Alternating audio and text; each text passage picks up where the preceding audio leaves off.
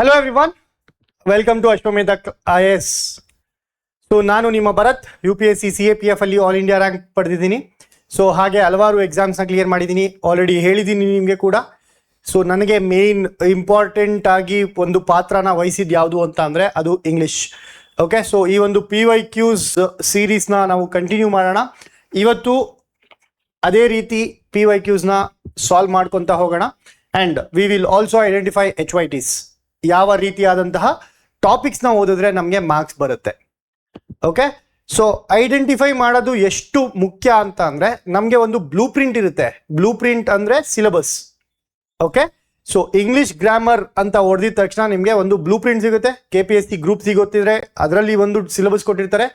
Banking ಎಕ್ಸಾಮ್ಸ್ಗೆ prepare ಆಗ್ತಿದ್ರೆ ಅದರಲ್ಲಿ syllabus ಇರುತ್ತೆ ಇಂಗ್ಲಿಷ್ ಗ್ರಾಮರ್ಗೆ, ಅಥವಾ SSCಗೆ ಪ್ರಿಪೇರ್ ಆಗ್ತಿದ್ರೆ ಅದರ ಸಿಲೆಬಸ್ ಇರುತ್ತೆ.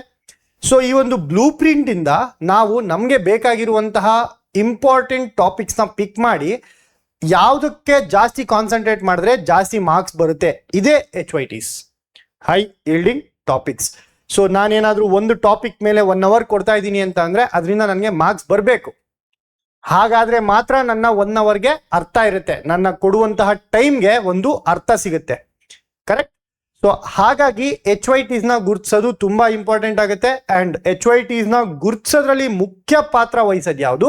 ಅದು ನಮ್ಮ PYQs. ಸೊ PYQsನ ಎಷ್ಟು ಸಾಲ್ವ್ ಮಾಡ್ತೀವಿ ಅಷ್ಟು ನಮಗೆ ತಿಳಿತಾ ಹೋಗುತ್ತೆ. ಆ್ಯಂಡ್ ಒಂದು ರೀತಿಯಲ್ಲಿ ಕಲಿತಾನೂ ಹೋಗ್ಬೋದು PYQsನ ಮಾಡಿದ್ರೆ. ಸೊ PYQs ಇಂದ ಇಷ್ಟೆಲ್ಲ ಅಡ್ವಾಂಟೇಜಸ್ ಇದೆ. ಆ್ಯಂಡ್ ನಾನು ಎಷ್ಟು ಎಕ್ಸಾಮ್ಸ್ ಕ್ಲಿಯರ್ ಮಾಡಿದ್ದೀನಿ ಅದಕ್ಕೆಲ್ಲ ಇಂಪಾರ್ಟೆಂಟ್ ಪಾರ್ಟ್ ಇಂಗ್ಲೀಷ್ ಗ್ರಾಮರ್ ಅಂತ ಹೇಳೋದ್ರ ಜೊತೆಗೆ PYQs ಮಾಡೋದು. B it GS, B it communication courses, ಅದು ಯಾವುದೇ ಆಗಿರ್ಬೋದು. ಅದರಲ್ಲಿ ಮೇನ್ ಏನಪ್ಪ ಅಂತಂದರೆ PYQs. ಆ ಎಕ್ಸಾಮಿನರ್ದು ಮೈಂಡ್ ಸೆಟ್ನ ಅರ್ಥ ಮಾಡ್ಕೋಬೇಕಂತಂದರೆ ನಾವು PYQsನ ಸಾಲ್ವ್ ಮಾಡ್ಕೊತ ಹೋಗಬೇಕು. ಸೊ ಇದರಲ್ಲಿ ಮೊದಲನೇ ಕ್ವೆಶನ್ನ ನೋಡಿ ಏನಿದೆ, 8 ಐಡೆಂಟಿಫೈ ದ ಕರೆಕ್ಟ್ ಸೆಂಟೆನ್ಸ್ ಅಂತ ಕೊಟ್ಟಿದ್ದಾರೆ. Correct? So first question is identify the correct sentence. So ಒಂದು 4 ಸೆಂಟೆನ್ಸ್ ಕೊಟ್ಟಿದ್ದಾರೆ, ಅದರಲ್ಲಿ ಕರೆಕ್ಟ್ ಯಾವುದು, ಗ್ರಾಮೆಟಿಕಲಿ ಕರೆಕ್ಟ್ ಯಾವುದು ಅಂತ ಕೇಳ್ತಿದ್ದಾರೆ. ಆ್ಯಂಡ್ ಇದು ಯಾವುದರಲ್ಲಿ ಯಾವ ಟಾಪಿಕ್ಗೆ ಸಂಬಂಧಪಡುತ್ತೆ? Question tag. ಸರ್ ಕ್ವೆಶನ್ ಟ್ಯಾಗಲ್ಲಿ 2 ಸಿಂಪಲ್ ರೂಲ್ ಇದೆ. 2 ಸಿಂಪಲ್ ರೂಲ್ ಏನು? ಸ್ಟೇಟ್ಮೆಂಟ್ ಆಮೇಲೆ question tag. First one, so statement ಯಾವ ಕಾಲಘಟ್ಟದಲ್ಲಿ ಇರುತ್ತೆ, ಕ್ವೆಶನ್ ಟ್ಯಾಗ್ ಕೂಡ ಅದೇ ಕಾಲಘಟ್ಟದಲ್ಲಿ ಇರಬೇಕು. ಅದು ಮೊದಲನೇದು. ಸೊ ಟೆನ್ಸಸ್ ಇದರ ಕಾಲಘಟ್ಟಕ್ಕೆ ಮ್ಯಾಚ್ ಆಗಬೇಕು. ಇದು ಮೊದಲನೇ ರೂಲ್. ಎರಡನೇ ರೂಲ್ ಏನಪ್ಪ ಅಂತ ಅಂದರೆ ಸ್ಟೇಟ್ಮೆಂಟ್ ಪಾಸಿಟಿವ್ ಇತ್ತು ಅಂತ ಅಂದರೆ ಕ್ವೆಶನ್ ಟ್ಯಾಗ್ ನೆಗೆಟಿವ್ ಇರಬೇಕು. ಆ್ಯಂಡ್ ಸ್ಟೇಟ್ಮೆಂಟ್ ನೆಗೆಟಿವ್ ಇತ್ತು ಅಂದರೆ ಕ್ವೆಶನ್ ಟ್ಯಾಗ್ ಏನಾಗಬೇಕು? ಪಾಸಿಟಿವ್ ಆಗಬೇಕು. ಸೊ ಇದಿಷ್ಟು ಗೊತ್ತಿದ್ರೆ ನೀವು ಈ ಕ್ವೆಶನ್ನ ಸಾಲ್ವ್ ಮಾಡ್ಬೋದು. ನೋಡಿ, she sings well, isn't she. ಇಲ್ಲಿ ಏನಾದರೂ ಈಸ್ ಅಂತ ಬಂದರೆ, ಶಿ ಈಸ್ ಸಿಂಗಿಂಗ್ ವೆಲ್ ಅಂತ ಬಂದಿದ್ರೆ ಈಸಂಟ್ ಶಿ ಆಗಿರೋದು. ಸೊ ಇಲ್ಲಿ ಈಸ್ ಇಲ್ಲ, ಹಾಗಾಗಿ ಮೊದಲನೇ ಸ್ಟೇಟ್ಮೆಂಟ್ ತಪ್ಪಾಗತ್ತೆ. She sings well, doesn't she. So first of all ಈ ಒಂದು ಸ್ಟೇಟ್ಮೆಂಟ್ನ ನೋಡಿದ್ರೆ ಈ ಸ್ಟೇಟ್ಮೆಂಟ್ ಪಾಸಿಟಿವ್ ಆಗಿರುತ್ತೆ. ಕರೆಕ್ಟ್? ಪಾಸಿಟಿವ್ ಸ್ಟೇಟ್ಮೆಂಟ್, ಚೆನ್ನಾಗಿ ಹಾಡ್ತಾಳೆ ಅನ್ನುವಂಥದ್ದು ಪಾಸಿಟಿವ್ ಸ್ಟೇಟ್ಮೆಂಟ್. ಸೊ ಇವಾಗ ಕ್ವೆಶನ್ ಟ್ಯಾಗ್ ಏನಾಗಬೇಕು? ನೆಗೆಟಿವ್ ಆಗಬೇಕು. ನೆಗೆಟಿವ್ ಯಾವ್ದ್ರಲ್ಲಿದೆ? ಡಸ್ ಶಿ ಹೋಯ್ತು. ಸೊ ಡಸ್ ಶಿ ಅನ್ನೋದು ನೆಗೆಟಿವ್ ಪಾಸಿಟಿವ್ ಕ್ವೆಶನ್ ಟ್ಯಾಗ್ ಆಗುತ್ತೆ. ಬಟ್ ನನಗೆ ಬೇಕಾಗಿರೋದು ನೆಗೆಟಿವ್ ಕ್ವೆಶನ್ ಟ್ಯಾಗ್, ಹಾಗಾಗಿ ಆಪ್ಷನ್ 3 ಕೂಡ ಹೋಗುತ್ತೆ. ಇವಾಗ doesn't Sheena ಅರಂಟ್ Sheena? So ಅರಂಟ್ she ಯಾವಾಗ ಬರುತ್ತೆ, ಅರಂಟ್ ಯಾವಾಗ ಬರುತ್ತೆ? ಯಾವಾಗ ನಾವು ಬಹುವಚನ ಯೂಸ್ ಮಾಡ್ತಾ ಇರ್ತೀವಿ ಅವಾಗ ನಾವು ಅರಂಟ್ ಅಂತ ಬಳಸ್ತೀವಿ. ಬಟ್ ಇಲ್ಲಿ ಶಿ ಏಕವಚನ, ಸೊ ಹಾಗಾಗಿ ಇಲ್ಲಿ ಆರ್ ಇರಬಾರ್ದು. ಇದು ಕೂಡ ತಪ್ಪಾಗತ್ತೆ. ದೇ ಆರ್ ಸಿಂಗಿಂಗ್ ವೆಲ್ ಅಂತ ಇದ್ದಿದ್ರೆ ಅರಂಟ್ ದೇ ಆಗಿರೋದು. ಓಕೆ, ಅರ್ಥ ಮಾಡ್ಕೊಳ್ಳಿ ಯಾವ ತರ ಆಗುತ್ತೆ ಅಂತ ನೋಡಿ. ದೇ ಆರ್ ಸಿಂಗಿಂಗ್ ವೆಲ್, ಇವಾಗ ಅರಂಟ್ ದೇ ಆಗಿರೋದು. ಸೊ ಇವಾಗ ಕರೆಕ್ಟ್ ಆಗಿರೋದು ಯಾಕೆ? ಬಿಕಾಸ್ ಇಲ್ಲಿ ಆರ್ ಇದೆ, ಅರಂಟ್ ಆಯ್ತು. ಬಟ್ ಇಲ್ಲಿ ಕೇಳ್ತಾ ಇರೋದು she sings well, doesn't she ಸರಿಯಾದ ಉತ್ತರ ಆಗತ್ತೆ. ಓಕೆ, ಸೊ ಇನ್ನೊಂದ್ಸರಿ ನೋಡ್ಬೋದು ನೀವು. She sings well, doesn't she. ಸರಿಯಾದ ಉತ್ತರ option 2. Okay, simple. Next question ನೋಡೋಣ. The enthusiasm of the students dash commendable. Again last ವಿಡಿಯೋದಲ್ಲಿ ಕೂಡ ಎಕ್ಸ್ಪ್ಲೇನ್ ಮಾಡಿದ್ದೆ ಸಬ್ಜೆಕ್ಟ್ ವರ್ಬ್ ಅಗ್ರಿಮೆಂಟ್ ಎಷ್ಟು ಇಂಪಾರ್ಟೆಂಟ್ ಅಂತ. ಅದೇ ರೀತಿಯಾದಂತಹ ಕ್ವೆಶನ್ ಇಲ್ಲಿ ಯಾವ್ದ್ರ ಬಗ್ಗೆ ಮಾತಾಡ್ತಾ ಇದ್ದಾರೆ? ಸಬ್ಜೆಕ್ಟ್ ಯಾವುದು, ಯಾವ್ದ್ರ ಬಗ್ಗೆ ಮಾತಾಡ್ತಾ ಇದೆಯಪ್ಪ ಸ್ಟೇಟ್ಮೆಂಟು? ಸ್ಟೂಡೆಂಟ್ಸ್ ಬಗ್ಗೆ ಮಾತಾಡ್ತಾ ಇದೆಯಾ? ಸ್ಟೂಡೆಂಟ್ಸ್ ಇರುವಂತಹ ಎಂಥೂಸಿಯಾಸಮ್ ಬಗ್ಗೆ ಮಾತಾಡ್ತಿದ್ಯಾ? ಎಂಥೂಸಿಯಾಸಮ್ ಅಂದ್ರೆ ಜೋಶ್. ಓಕೆ, ಸೊ ಇಲ್ಲಿ ಜೋಶ್ ಬಗ್ಗೆ ಮಾತಾಡ್ತಿದೆ, ಅಂದ್ರೆ ಎಂಥೂಸಿಯಾಸಮ್ ಬಗ್ಗೆ ಮಾತಾಡ್ತಿದೆ. ಈ ಎಂಥೂಸಿಯಾಸಮ್ ಅನ್ನೋದು ಏಕವಚನನ ಬಹುವಚನನ? ಏಕವಚನ. ಸೊ ಹಾಗಾಗಿ ನನ್ಗೆ ಇಲ್ಲಿ ಏನ್ ಬರ್ಬೇಕು? ನನ್ಗೆ ಬರುವಂತಹ ಕ್ರಿಯಾಪದ ಏನಾಗ್ಬೇಕು? ಏಕವಚನದಲ್ಲಿರ್ಬೇಕು. ಇಲ್ಲಿ ಏಕವಚನದಲ್ಲಿ ಯಾವ್ಯಾವ್ದಿದೆ? ಹ್ಯಾಸ್ ಇದೆ, ಈಸ್ ಇದೆ, ಎರಡು ಹೋಯ್ತು. ಹ್ಯಾಸ್ ಕಮೆಂಡಬಲ್ ಅಂತೀವ, ಈಸ್ ಕಮೆಂಡಬಲ್ ಅಂತೀವ? Is commendable. ಓಕೆ, ಸೊ ನಮ್ಮ ಸರಿಯಾದ ಉತ್ತರ ಏನಾಗುತ್ತೆ? Option 2, is commendable. The enthusiasm of the students is commendable. Okay, ತುಂಬಾ ಸರಳವಾಗಿ ಆನ್ಸರ್ನ ಕಂಡಿಡ್ಕೋಬಹುದು. Subject verb agreement again is an HYT. ಪ್ರತಿ ಕ್ವೆಶನ್ ಪೇಪರ್, ನೀವೇನಾದ್ರೂ ಕ್ವೆಶನ್ ಪೇಪರ್ ಅನಾಲಿಸಿಸ್ ಮಾಡಿದ್ರೆ ನಾನೇ ಎಷ್ಟು ಸಾಲ್ವ್ ಮಾಡಿದ್ದೀನಿ ಕ್ವೆಶನ್ಸ್ ಅಂತ ನನಗೆ ನೆನಪಿಲ್ಲ. ಓಕೆ, ಸಬ್ಜೆಕ್ಟ್ ವರ್ಬ್ ಅಗ್ರಿಮೆಂಟ್ ಅಲ್ಲಿ ಕ್ವೆಶನ್ಸ್ ಬಂದೇ ಬರುತ್ತೆ, ಬರಲೇಬೇಕು. Because subject verb agreement is an HYT. So ಹಲವಾರು ಬಾರಿ ಸಬ್ಜೆಕ್ಟ್ ವರ್ಬ್ ಅಗ್ರಿಮೆಂಟ್ ಇಂದ ಬರ್ತಾ ಇದೆ, ಬರುತ್ತೆ, ಮುಂದೆ ಕೂಡ ಬರುತ್ತೆ. ಓಕೆ, ಸೊ ಮುಂದೆ ಯಾವುದೇ ಎಕ್ಸಾಮ್, ಯಾವುದಾದ್ರೂ ಎಕ್ಸಾಮ್ ತಗೊಳ್ಳಿ, SSC ಆಗಿರ್ಬೋದು, ಬ್ಯಾಂಕಿಂಗ್ ಆಗಿರ್ಬೋದು, KPSC ಗ್ರೂಪ್ ಸಿ ಆಗಿರ್ಬೋದು, KEA ಗ್ರೂಪ್ ಸಿ ಆಗಿರ್ಬೋದು, ಎಲ್ಲ ರೀತಿಯಾದಂತಹ ಕ್ವೆಶನ್ಗೆ, ಎಲ್ಲ ರೀತಿಯಾದಂತಹ ಪೇಪರ್ಸ್ಗೆ ಒಂದು ಟಾಪಿಕ್ ಇಂದ ಬರಲೇಬೇಕು ಅಂತ ಅಂದ್ರೆ ಅದು ಸಬ್ಜೆಕ್ಟ್ ವರ್ಬ್ ಅಗ್ರಿಮೆಂಟ್. ಸೊ ಚೆನ್ನಾಗಿ ಸಬ್ಜೆಕ್ಟ್ ವರ್ಬ್ ಅಗ್ರಿಮೆಂಟ್ ನ ನೋಡ್ಕೊಳ್ಳಿ. ನೆಕ್ಸ್ಟ್ ಕ್ವೆಶನ್ ನೋಡೋಣ. ಡ್ಯಾಶ್ ಅಟೆಂಡೆಡ್ ಅ ವೆಡ್ಡಿಂಗ್ ಸೆರೆಮನಿ. ಇಲ್ಲಿ ನನ್ನ ಜೊತೆಗೆ ಇನ್ನೊಬ್ಬನ ಕರ್ಕೊಂಡು ಬಂದಾಗ ನಾನು ಟು ಬಿ ಪೊಲೈಟ್, ಸೊ ನಾನು ಹಂಬಲ್ ಇದ್ದಾಗ ಆ ಇನ್ನೊಬ್ಬ ವ್ಯಕ್ತಿಯ ಹೆಸರನ್ನ ಫಸ್ಟ್ ಹೇಳ್ತೀನಿ. ಓಕೆ, ಸೊ ಇನ್ನೊಬ್ಬ ವ್ಯಕ್ತಿಯ ಹೆಸರನ್ನ ಮೊದಲು ಹೇಳಿ ಆಮೇಲೆ ನನ್ನ ಇಡ್ತೀನಿ. ಇಲ್ಲಿ ಯಾವ ಆಪ್ಷನ್ ಅಲ್ಲಿ ಆತರ ಇದೆ? I and Manoj. ಇಲ್ಲಿ ಐ ಅನ್ನೋದು ಮೊದಲಿದೆ, ಸೊ ಹಾಗಾಗಿ ತಪ್ಪಾಗುತ್ತೆ.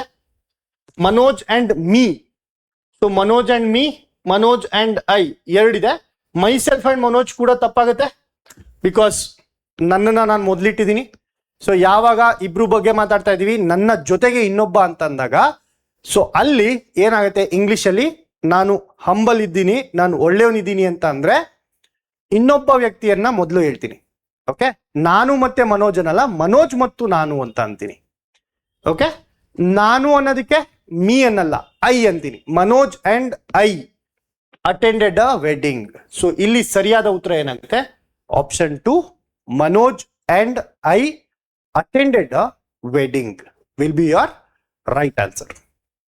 ಓಕೆ, ಸೊ ಇಂಗ್ಲಿಷ್ ಅಲ್ಲಿ ಆಲ್ರೆಡಿ ಇನ್ನೊಂದ್ಸರಿ ರಿಪೀಟ್ ಮಾಡ್ತಾ ಇದ್ದೀನಿ. ಏನಂತ?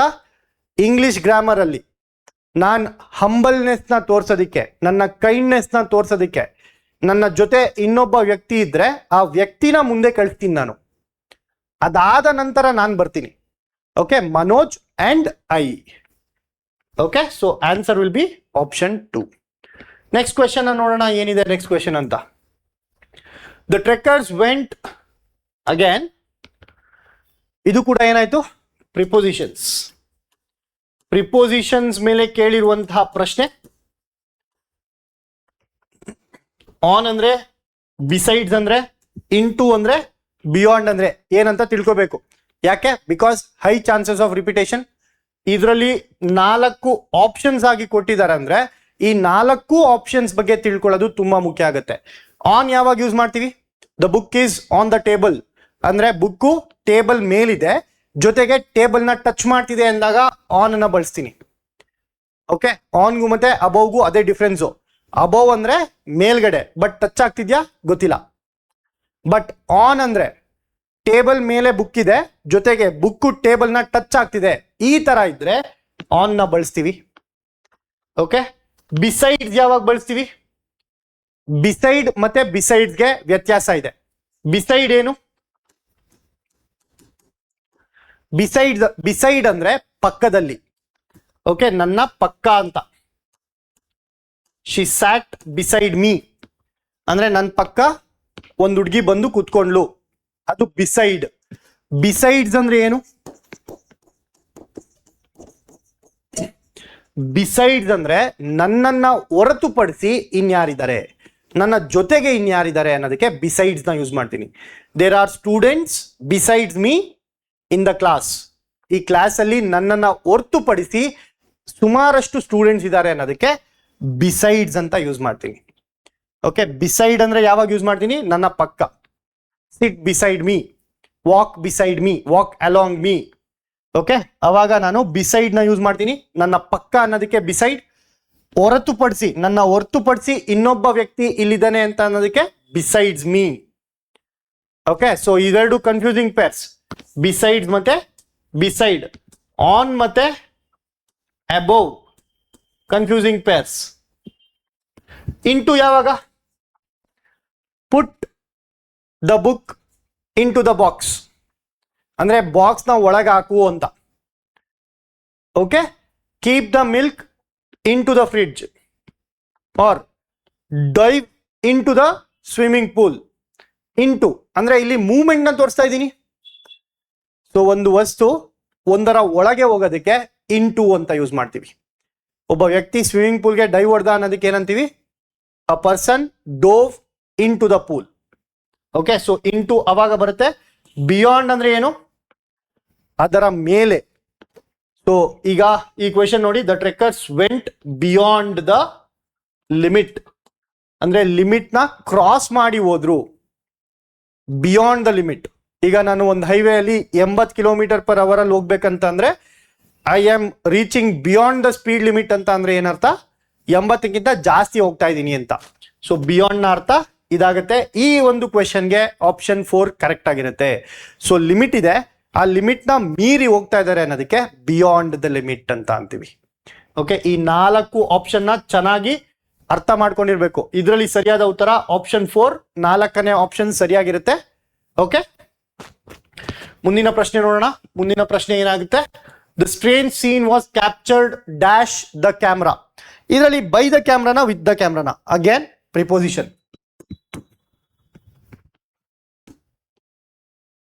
ಅಗೇನ್ ಈ ಒಂದು ಕ್ವೆಶನ್ ಯಾವ್ದ್ರಿಂದ ಬಂದಿದೆ?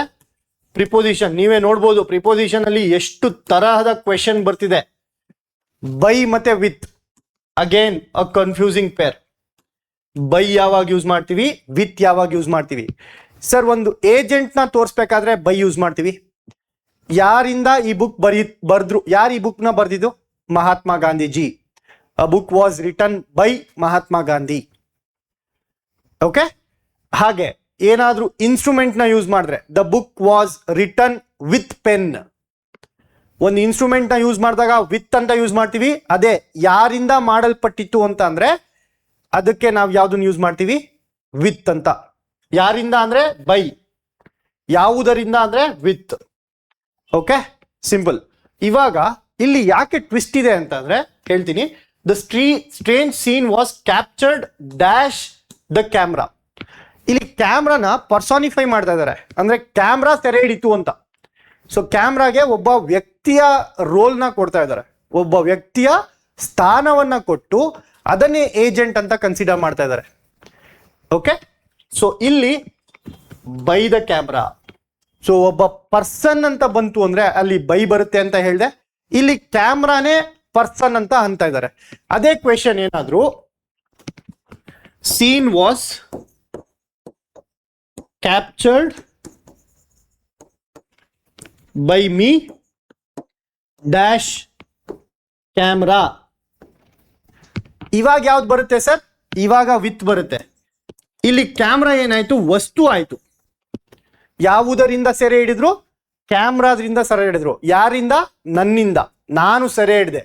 ಬಟ್ ಈ ಒಂದು ಸ್ಟೇಟ್ಮೆಂಟ್ ಅಲ್ಲಿ ಈ ನಾನು ಅನ್ನೋದಿಲ್ಲ, ಯಾರು ಸೆರೆ ಹಿಡಿದ್ರು ಅನ್ನೋದಿಲ್ಲ, ಕ್ಯಾಮ್ರಾನೇ ಸೆರೆ ಹಿಡಿತು. Okay, the screen scene was captured by the camera. So ಈ ಒಂದು ಡಿಫ್ರೆನ್ಸ್ ನ ನೀವು ಅರ್ಥ ಮಾಡ್ಕೋಬೇಕು. ಬೈ ಯಾವಾಗ ಯೂಸ್ ಮಾಡ್ತೀವಿ, ವಿತ್ ಯಾವಾಗ ಯೂಸ್ ಮಾಡ್ತೀವಿ ಅಂತ. ಸೊ ಯಾವುದಾದರೂ ಎಂದು ಏಜೆಂಟ್ ಯಾರಿಂದ ಮಾಡಲ್ಪಟ್ಟಿತು ಅಂತ ಬಂದ್ರೆ ಅಲ್ಲಿ ಬೈ ಬರಬೇಕು. ಯಾವುದರಿಂದ ಮಾಡಲ್ಪಟ್ಟಿತು ಅಂದಾಗ ಅಲ್ಲಿ ವಿತ್ ಬರಬೇಕು. ಆನ್ ಆಲ್ರೆಡಿ ಹೇಳಿದೆ, at near that place I will meet you at the mall ಅಂತ ಅಂದ್ರೆ ಏನಪ್ಪ, ಮಾಲ್ ಹತ್ರ ನಾನು ನಿನ್ನ ಮೀಟ್ ಮಾಡ್ತೀನಿ ಅಂತ. I will meet you in the mall. ಅಕಸ್ಮಾತ್ ಅಟ್ ಮತ್ತೆ ಇನ್ ಕನ್ಫ್ಯೂಸಿಂಗ್ ಪೇರ್ಸ್. ಅಟ್ ಅಂದ್ರೆ ಅಲ್ಲಿ ಒಂದು ಸ್ಪೆಸಿಫಿಕ್ ಪ್ಲೇಸ್ ಕೊಟ್ಟಾಗ I will meet you at coffee shop ಅಂದ್ರೆ ಕಾಫಿ ಶಾಪ್ ಅಲ್ಲಿ ನಿನ್ನ ಮೀಟ್ ಮಾಡ್ತೀನಿ ಅಂತ. ಇನ್ ಅಂದ್ರೆ I will meet you in the mall ಅಂದ್ರೆ ಮಾಲ್ನ ಒಳಗಡೆ ನಿನ್ನ ಮೀಟ್ ಮಾಡ್ತೀನಿ ಅಂತ. ಆ ಬೌಂಡರಿ ಒಳಗಡೆ ನಿನ್ನ ಮೀಟ್ ಮಾಡ್ತೀನಿ, ಮಾಲ್ ಒಳಗಡೆ. ಅಟ್ ಅಂದ್ರೆ ಮಾಲ್ ಹತ್ರ ಎಲ್ಲಾದ್ರೂ ಆಗಿರ್ಬೋದು, ಮಾಲ್ ಅಲ್ಲಿ, ಮಾಲ್ ಡೋರ್ ಹತ್ರ, at the door. Okay, a person is standing at the door ಅಂದ್ರೆ ಏನಾಗುತ್ತೆ, ಡೋರ್ ಹತ್ರ ಒಬ್ಬ ವ್ಯಕ್ತಿ ನಿಂತಿದ್ದಾನೆ ಅಂತ ಅಲ್ಲಿ. ಓಕೆ, ಸೊ ನೆಕ್ಸ್ಟ್ ಕ್ವೆಶ್ಚನ್ ನೋಡೋಣ ಏನಿದೆ. Sitara was dash principal of the college during that period. Again articles ನೋಡ್ಬೋದು ಯಾವ ರೀತಿ HYTs ರಿಪೀಟ್ ಆಗ್ತಿದೆ ಅಂತ. ಇಂದಿನ ವಿಡಿಯೋದಲ್ಲಿ ಕೂಡ ಸಬ್ಜೆಕ್ಟ್ ವರ್ಬ್ ಅಗ್ರಿಮೆಂಟ್ ಇಂಪಾರ್ಟೆಂಟ್ ಅಂತ ಹೇಳಿದೆ, ಆರ್ಟಿಕಲ್ಸ್ ಇಂಪಾರ್ಟೆಂಟ್ ಅಂತ ಹೇಳಿದೆ. ಕರೆಕ್ಟ್. ಸೊ ಆರ್ಟಿಕಲ್ಸ್ ಅಲ್ಲಿ ಕೇಳಿರುವಂತಹ question, Sitara was dash principal. ಇಲ್ಲಿ ಫಸ್ಟ್ ಆಫ್ ಆಲ್ ಎ ಬರ್ಬೇಕಾ, ಆನ್ ಬರ್ಬೇಕಾ, ದಾ ಬರ್ಬೇಕಾ, ಯಾವುದೇ ಆರ್ಟಿಕಲ್ ಬರ್ಬಾರ್ದಾ ಅಂತ ಕೇಳ್ತಿದ್ದಾರೆ. ಪ್ರಿನ್ಸಿಪಾಲ್ ಅನ್ನುವಂಥದ್ದು ಯೂನಿಕ್. ಓಕೆ, ದಾ ಪ್ರಿನ್ಸಿಪಲ್ ಅಂತೀವಿ. ಯಾವಾಗಲೇ ಯೂಸ್ ಮಾಡ್ಬೇಕಂದ್ರೂ ಪ್ರಿನ್ಸಿಪಲ್ಗೆ ದಾ ಪ್ರಿನ್ಸಿಪಲ್ ಅಂತ ಹೇಳ್ತೀವಿ. ಯಾಕಂದ್ರೆ ಒಂದು ಶಾಲೆಯಲ್ಲಿ ಅಥವಾ ಒಂದು ಇನ್ಸ್ಟಿಟ್ಯೂಷನ್ ಅಲ್ಲಿ ಎಷ್ಟು ಜನ ಇರ್ತಾರೆ, ಪ್ರಿನ್ಸಿಪಲ್ ಒಬ್ಬರೇ ಇರ್ತಾರೆ. ಸೊ ಯಾವಾಗ ನಾವು ಒಂದೇ ಸ್ಪೆಸಿಫಿಕ್ ಆಗಿ ಮಾತಾಡ್ಬೇಕಾದ್ರೆ ಇಲ್ಲಿ ನಾವು ಸ್ಪೆಸಿಫಿಕ್ ಆರ್ಟಿಕಲ್ ಅಂತ ಯೂಸ್ ಮಾಡ್ತೀವಿ, or it is also called as definite article. So ಇಲ್ಲಿ ಸರಿಯಾದ ಉತ್ತರ ಏನಾಗುತ್ತೆ, ದ ಆಗುತ್ತೆ. ಎ ಮತ್ತೆ ಆನ್ ನಾವು ಯಾವ ಆರ್ಟಿಕಲ್ ಅಂತ ಕರಿತೀವಿ, ಇಂಡೆಫಿನೆಟ್ ಆರ್ಟಿಕಲ್ಸ್ ಅಂತ ಕರಿತೀವಿ. ಯಾಕೆ, ಬಿಕಾಸ್ ಯಾವಾಗ ನಾವು ಸ್ಪೆಸಿಫಿಕ್ ಆಗಿ ಮಾತಾಡಲ್ಲ ಅವಾಗ ಎ ಅಥವಾ ಆನ್ ಅನ್ನ ಬಳಸಬೇಕಾಗುತ್ತೆ. ಬಟ್ ಇಲ್ಲಿ ಸ್ಪೆಸಿಫಿಕ್ ಆಗಿ ಪ್ರಿನ್ಸಿಪಲ್ ಅಂತ ಹೇಳಿದಾಗ ಇಲ್ಲಿ ದ ಪ್ರಿನ್ಸಿಪಲ್ ಸರಿಯಾದ ಉತ್ತರ ಆಗತ್ತೆ. ಓಕೆ, ಸೊ ನೆಕ್ಸ್ಟ್ ಕ್ವೆಶನ್ ನೋಡೋಣ. What is my next question? They haven't bought the cake.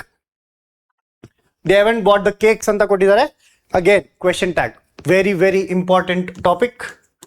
Question tags ಕ್ಲಾಸಲ್ಲಿ ಕೂಡ ಹೇಳಿದೆ ಅಂಡ್ ಒಂದು ಸಿಂಪಲ್ ರೂಲ್ ಕೂಡ ಹೇಳಿದೆ. ಏನು, ಸ್ಟೇಟ್ಮೆಂಟ್ ಪಾಸಿಟಿವ್ ಇತ್ತು ಅಂದ್ರೆ ಕ್ವೆಶನ್ ಟ್ಯಾಗ್ ಏನಾಗಬೇಕು, ನೆಗೆಟಿವ್ ಆಗಬೇಕು. ಕರೆಕ್ಟ್. ಸ್ಟೇಟ್ಮೆಂಟ್ ನೆಗೆಟಿವ್ ಇತ್ತು ಅಂದ್ರೆ ಕ್ವೆಶನ್ ಟ್ಯಾಗ್ ಏನಾಗಬೇಕು, ಪಾಸಿಟಿವ್ ಆಗಬೇಕು. ಈ ಒಂದು ಸ್ಟೇಟ್ಮೆಂಟ್ ಏನು, ನೆಗೆಟಿವ್ ಸ್ಟೇಟ್ಮೆಂಟ್. ಹ್ಯಾವೆಂಟ್ ಅಂತ ಇದೆ, ತಂದಿಲ್ಲ ಅಂತ ಅಂದ್ರೆ ನೆಗೆಟಿವ್ ಸ್ಟೇಟ್ಮೆಂಟ್ ಆಗುತ್ತೆ. ಅಂಡ್ ಅದೇ ಒಂದು ಕಾಲಘಟ್ಟ ರಿಪೀಟ್ ಆಗುತ್ತೆ. ಇಲ್ಲಿ ಹ್ಯಾವೆಂಟ್ ಇದ್ರೆ ಇಲ್ಲಿ ಏನಾಗಬೇಕು, ಹ್ಯಾವ್ ದೇ. ಸೊ ಯಾವ ಆಪ್ಷನ್ ಅಲ್ಲಿ ಹ್ಯಾವ್ ದೇ ಇದೆ, ಬರೀ ಒಂದೇ ಒಂದು ಆಪ್ಷನ್ ಅಲ್ಲಿ ಹ್ಯಾವ್ ದೇ ಇದೆ. ಮೂರನೇ option is your right answer. Okay, ಇಷ್ಟು ಸಿಂಪಲ್ ಆಗಿ ಈ ಒಂದು ಕ್ವೆಶನ್ ನ ಆನ್ಸರ್ ಮಾಡ್ಬೋದು. ಜಸ್ಟ್ ನಿಮ್ಗೆ ಬೇಸಿಕ್ಸ್ ಗೊತ್ತಿದ್ರೆ, ನಿಮ್ಗೆ ಈಸಿಯಾಗಿ 1 mark. Okay, yes. Next question, which of the following is not correctly matched. So ಇಲ್ಲಿ ಏನ್ ಮಾಡಿದ್ದಾರೆ, 4 ಆಪ್ಷನ್ಸ್ ಕೊಟ್ಟಿದ್ದಾರೆ, ಆಪೋಸಿಟ್ ವರ್ಡ್ಸ್ ನ ಕೊಟ್ಟಿದ್ದಾರೆ. ಯಾವುದು ಸರಿಯಾಗಿ ಮ್ಯಾಚ್ ಆಗಿಲ್ಲ ಅನ್ನೋದನ್ನ ನಾವು ಕಂಡುಹಿಡಿಬೇಕಾಗತ್ತೆ. ಬ್ಯೂಟಿಫುಲ್ ಅಂದ್ರೆ ಸುಂದರವಾದಂಥದ್ದು, ಅಗ್ಲಿ ಅಂದ್ರೆ ಸುಂದರವಾಗಿ ಇಲ್ಲದೆ ಇರುವಂಥದ್ದು. ಆಯ್ತಾ, ಕುರೂಪಿ ಅನ್ಬೋದು ಅಗ್ಲಿಗೆ. Fair, unfair. ಫೇರ್ ಅಂದ್ರೆ ನ್ಯಾಯಯುತವಾಗಿ, ಅನ್ಫೇರ್ ಅಂದ್ರೆ ನ್ಯಾಯಯುತವಲ್ಲದ. ಸೊ ಹಾಗಾಗಿ ಇದು ಕರೆಕ್ಟ್ ಇದೆ. ಡ್ರೈ, ಅನ್ಡ್ರೈ, ಡ್ರೈ ಇದೆ, ವೆಟ್ ಇದೆ ಅಂತೀವಿ. ಓಕೆ, ಡ್ರೈಗೆ ಇನ್ನೊಂದು ಪದ ವೆಟ್ ಅಂತಾನು ಬಳಸ್ಬೋದು. ಅನ್ಡ್ರೈ ಅನ್ನಲ್ಲ, ವೆಟ್ ಅಂತೀವಿ. ಓಕೆ, ಅನ್ಡ್ರೈ ಅಂತೀವ, ಒಣಗಿಲ್ಲ, ಇನ್ನ ಒದ್ದೆ ಆಗಿದೆ, ಒಣಗಿದೆ, ಒದ್ದೆ ಆಗಿದೆ. ಸೊ ಹಾಗಾಗಿ ಇಲ್ಲಿ ಅನ್ಡ್ರೈ ಬರಲ್ಲ, ವೆಟ್ ಬರುತ್ತೆ. ಆಪ್ಷನ್ 3 ಸರಿಯಾಗಿ ಮ್ಯಾಚ್ ಆಗಿಲ್ಲ. ಅಂದ್ರೆ ಅಂತ ನಾವು ಯೂಸ್ ಮಾಡಲ್ಲ. Careful, careless. ಕೇರ್ಫುಲ್ ಅಂದ್ರೆ ಜಾಗರೂಕತೆಯಿಂದ ಇರುವಂತದ್ದು, ಕೇರ್ಲೆಸ್ ಅಂದ್ರೆ ಅಜಾಗರೂಕತೆ ಮಾಡುವಂಥದ್ದು. ಓಕೆ, ಇದು ಕೂಡ ಕರೆಕ್ಟ್ ಆಗಿದೆ. ಇಲ್ಲಿ ಸರಿಯಾಗಿ ಇಲ್ಲದೆ ಇರುವಂತದ್ದು ಮೂರನೇ ಆಪ್ಷನ್. ಓಕೆ, ವೆರಿ ಸಿಂಪಲ್ ಆಗಿ ಕೇಳಿದ್ರು ಕ್ವೆಶನ್ಸ್ ನ ಈ ಒಂದು ಎಕ್ಸಾಮ್ ನಲ್ಲಿ. ಆರಾಮಾಗಿ ಬೇಸಿಕ್ಸ್ ಗೊತ್ತಿದ್ರೆ ನೀವು ಚೆನ್ನಾಗಿ ಸ್ಕೋರ್ ಮಾಡ್ಬೋದಾಗಿತ್ತು ಈ ಒಂದು ಎಕ್ಸಾಮ್ ನಲ್ಲಿ. ದ ಮೆಕ್ಯಾನಿಕ್, ಒಬ್ಬ ಮೆಕ್ಯಾನಿಕ್ ಹೇಳ್ತಾ ಇದ್ದಾನೆ, the spare parts will be available tomorrow ಅಂತ. ಇದು ಯಾವ ಸ್ಪೀಚ್ ಅಲ್ಲಿ ಇದೆ?